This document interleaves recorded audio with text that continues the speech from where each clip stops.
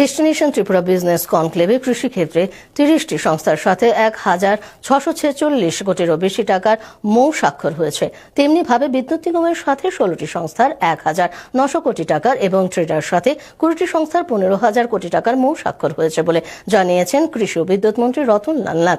কৃষিজাত পণ্যের value added থেকে শুরু করে প্রক্রিয়াকরণ এবং সেন্টার অফ এক্সেলেন্স ইত্যাদি ক্ষেত্রে এই অর্থ ব্যয় হবে। আজ অরুন্ধতী নগরে কৃষি গবেষণা কেন্দ্রে রাজ্যে জৈব চাষের উৎপন্ন আনারস, সুগন্ধি লেবু এবং কালী খাসা চাউলের স্যাম্পল দুবাইয়ের উদ্দেশ্যে পাঠানোর সময় কথা জানান তিনি।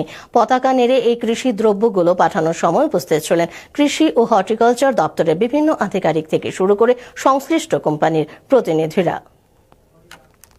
১,৬৪৬ কোটি এখন পর্যন্ত TSECL অর্থাৎ ত্রিপুরা বিদ্যুৎ নিগমে মৌ স্বাক্ষর করেছে ১৬টা সংস্থা এবং টাকার পরিমাণ ১৯,০০০ কোটি।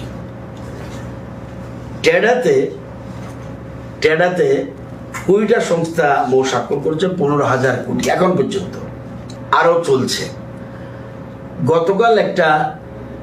গতকাল মৌ স্বাক্ষর করার পর আজকে ওরা মার্কেটিং গ্রুপ, ওরা মৌতে টাকার অ্যামাউন্ট নেই, মার্কেটিং গ্রুপ তারা পারচেজ করে নেবে আমাদের কুইন পাইনঅ্যাপেল, আমাদের কালিকাশা রাইস, আমাদের সেন্টেড লেমন, এগুলি আজকে নিয়ে গেছে এবং আমাদের এগুলি FPC যারা আছে তারা সংগ্রহ করেছে।